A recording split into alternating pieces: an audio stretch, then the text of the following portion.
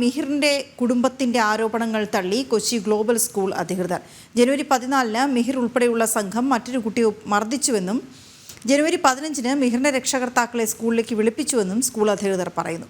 Instagram പോസ്റ്റുകളുടെ അടിസ്ഥാനത്തിൽ സ്കൂളിന് നടപടിയെടുക്കാനാകില്ല, തെളിവില്ലാത്ത ആരോപണത്തിന്റെ അടിസ്ഥാനത്തിൽ കുട്ടികൾക്കെതിരെ നടപടിയെടുക്കാനാകില്ലെന്നും സ്കൂൾ അധികൃതർ പ്രതികരിച്ചിരിക്കുന്നു. കിരൺ കുമാർ ചേരുന്നു. കിരൺ, എന്താണ് സ്കൂൾ അധികൃതർ നൽകിയിരിക്കുന്ന വിശദീകരണം?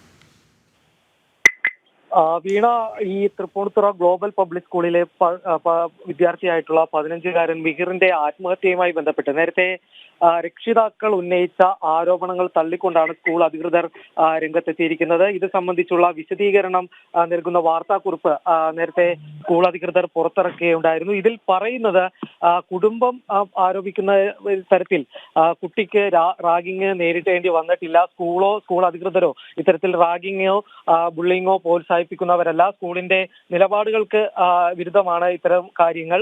മാത്രവുമല്ല, കുട്ടിക്ക് സ്കൂളിൽ നിന്ന് ഈ സംഭവ ദിവസം, അതായത് ജനുവരി 15-നാണ് കുട്ടി ആത്മഹത്യ ചെയ്യുന്നത്. ഈ ദിവസങ്ങളിലൊന്നും തന്നെ ഏതെങ്കിലും തരത്തിലുള്ള ഒരു മാനസിക ബുദ്ധിമുട്ടുകൾ നേരിടേണ്ടി വന്നിട്ടില്ല എന്നുള്ളൊരു വിശദീകരണമാണ് സ്കൂൾ അധികൃതർ നൽകുന്നത്. ഈ ആത്മഹത്യ ചെയ്യുന്നതിന്റെ തലേ ദിവസം, അതായത് ജനുവരി 14-ാം തീയതി സ്കൂളിൽ മിഹിറിന്റെ നേതൃത്വത്തിലുള്ള കുട്ടികളുടെ ഒരു സംഘം മറ്റൊരു കുട്ടിയെ മർദ്ദിക്കുകയുണ്ടായിരുന്നു. ഈ സംഭവവുമായി ബന്ധപ്പെട്ട് മിഹിറിന്റെ രക്ഷിതാക്കളെ വിളിച്ചു വരുത്തുകയും പിന്നീട് 15-ാം തീയതി ഇവർ സ്കൂളിൽ എത്തുകയും ചെയ്തിരുന്നു.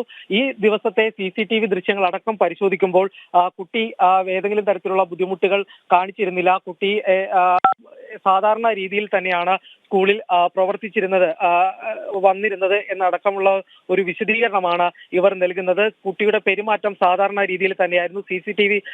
ക്ലാസ് റൂമിലെ CCTV ദൃശ്യങ്ങൾ ഇത് വ്യക്തമാക്കുന്നുണ്ട്.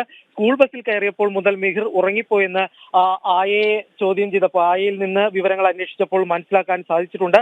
പിന്നീടാണ് ഈ മിഹിറിന്റെ മരണത്തിന് ശേഷമാണ് ഇത്തരത്തിലൊരു ആരോപണവുമായി രക്ഷിതാക്കൾ രംഗത്തെത്തുന്നത് എന്നാണ് ഈ സ്കൂൾ അധികൃതർ പറയുന്നത്. വെറും 39 ദിവസം മാത്രമായിരുന്നു മിഹിർ ഗ്ലോബൽ സ്കൂളിൽ പഠിച്ചിരുന്നത്. ഏതായാലും ഈ നേരത്തെ രക്ഷിതാക്കൾ ഉന്നയിച്ചിരുന്ന ആരോപണം മിഹിറിന്റെ ആത്മഹത്യക്ക് പിന്നിൽ റാഗിംഗ് ആയിരുന്നെന്നായിരുന്നു. എന്നാൽ ഇത്തരം മിഹിറിന്റെ കുടുംബത്തിന്റെ ആരോപണങ്ങൾ തള്ളിക്കളയുകയാണ് കൊച്ചിൻ ഗ്ലോബൽ പബ്ലിക് സ്കൂൾ.